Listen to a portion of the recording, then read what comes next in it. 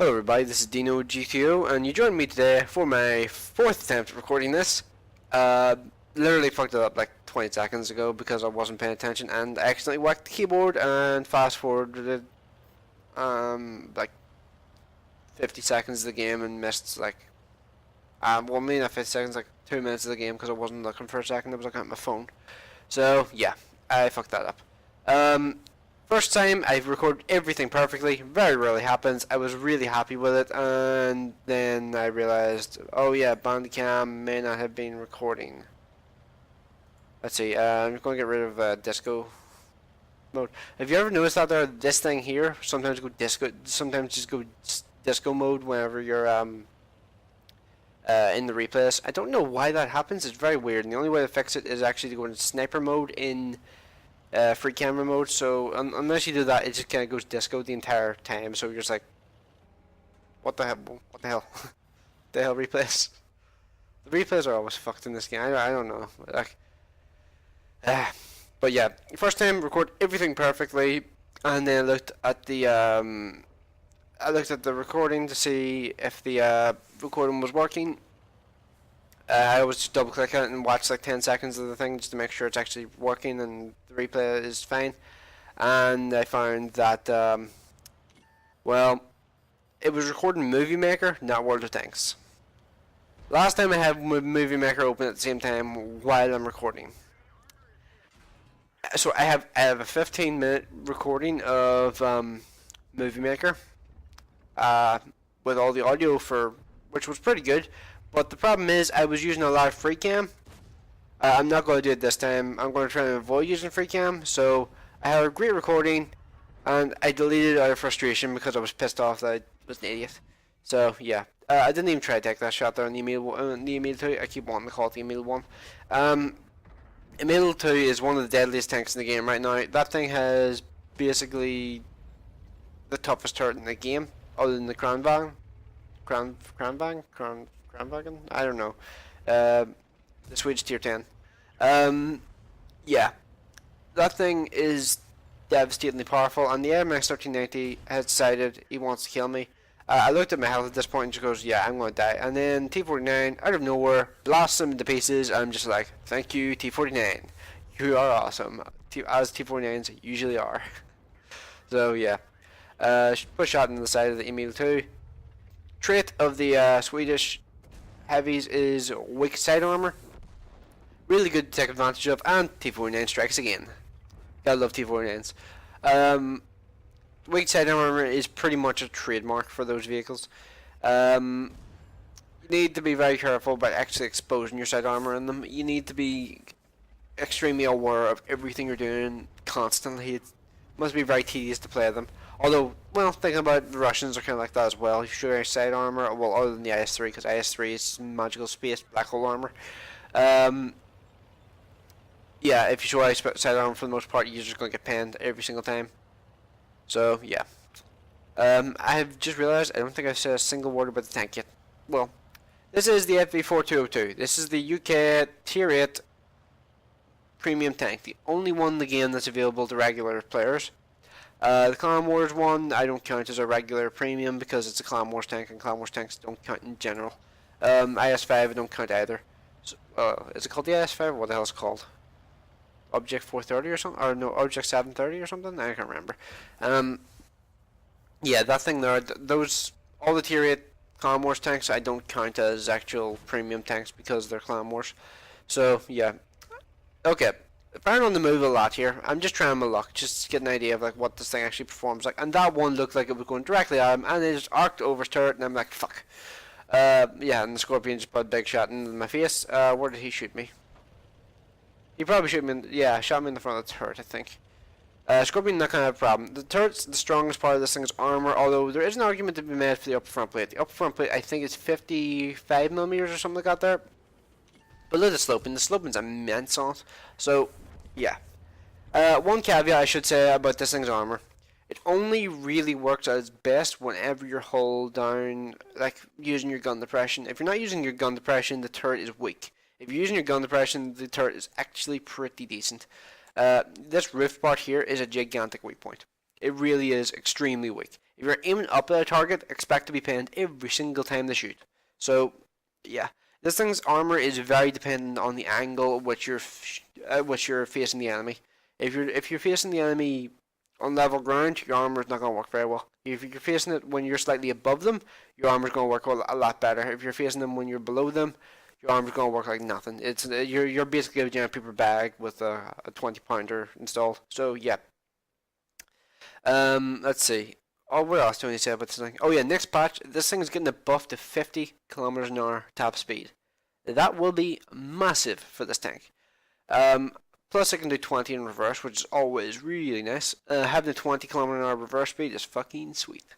Let's see. What else do we need to say? 50 kilometer an hour top speed will make this thing pretty damn good. Like, honestly, I think this thing, in comparison to the Panther 88, I think the only advantage the Panther 88 really has is, I think, a slightly better accuracy rating.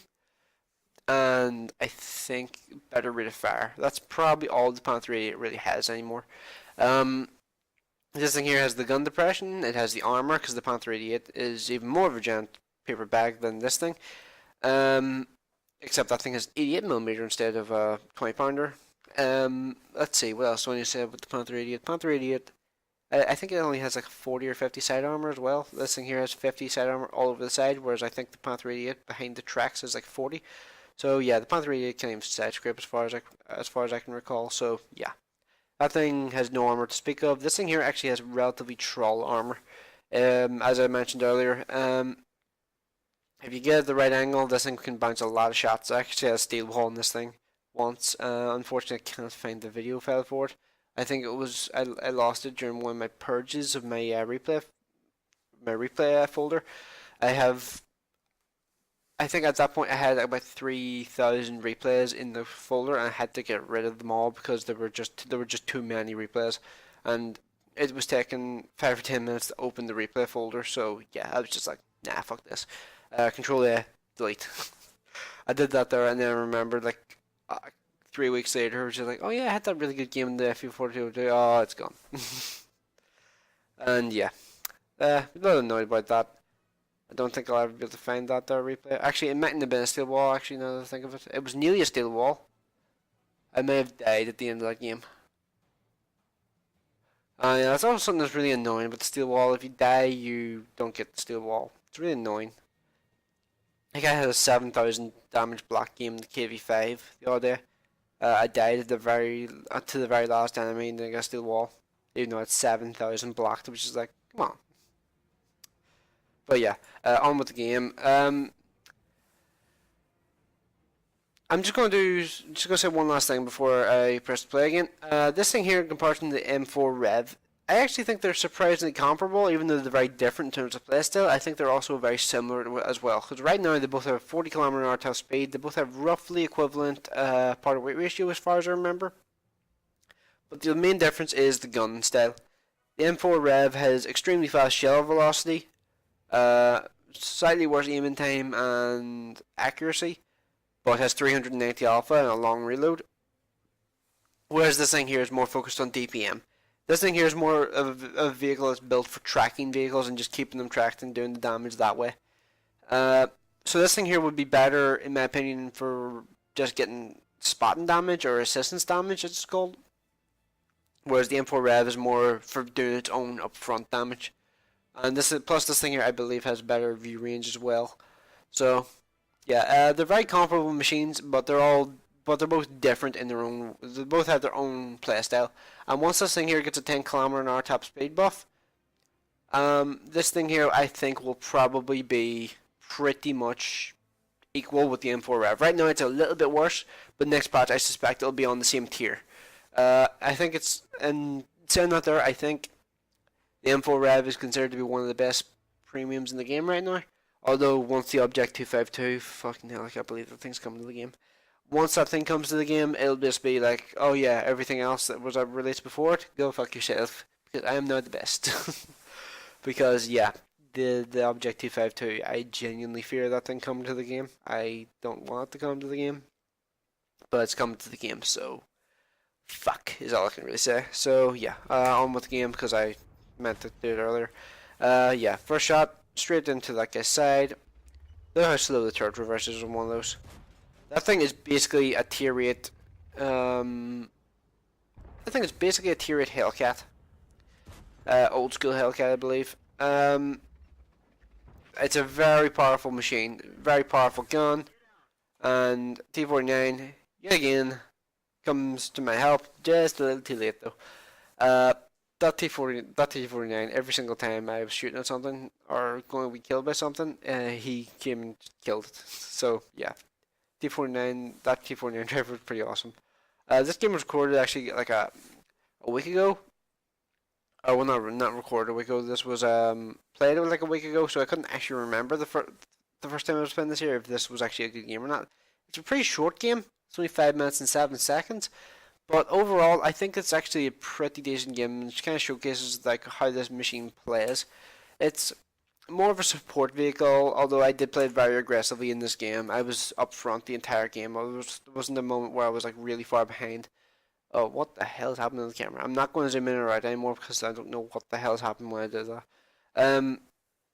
Yeah, this thing here I think is a pretty good little tank. Once it gets top speed buff, as I said earlier, it will definitely be a contender for one of the better tier 10 premiums. Or tier 8 premiums. I don't know why the hell I said tier 10. But yeah, I think that's all I really have to say. So on to the stats. Okay, so this is yet another game where I've had just an ace tanker, no other special awards at all. So, yeah. This was a tier 9 game, but I'm kind of surprised this was worth an ace tanker. I'm surprised I got 1300 base XP for this. It didn't feel like that great of a game, did it? But apparently it was good enough for an ace, and I'm kind of surprised by that. And 52k profit, which is always nice.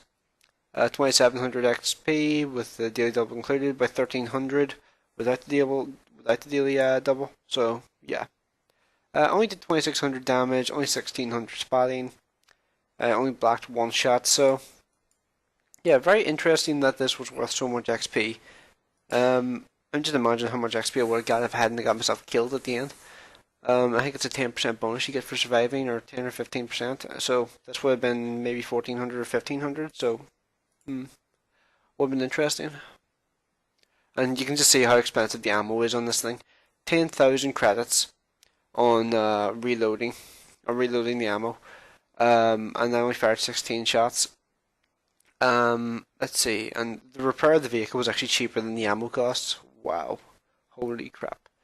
So that just kind of sums up just how expensive the tier 8 premiums, or how expensive this tier 8 premiums ammo is in comparison to the amount of damage it does. That's one of the main disadvantages of this vehicle, and it's annoying, but there's not really much you can do about it, is there? And Wargaming did buff the profitability of this vehicle, so it is better than it was, for sure. Like, there's no doubt about it, it's better than it was. Because I think on this game previously, without the profitability bonus, I think I probably would have made but let's say I made 50k on this game, so probably would have made like 45k, maybe 40. So yeah, I'm glad they buffed it. Profitability wise, that's nice. Helps the machine a lot.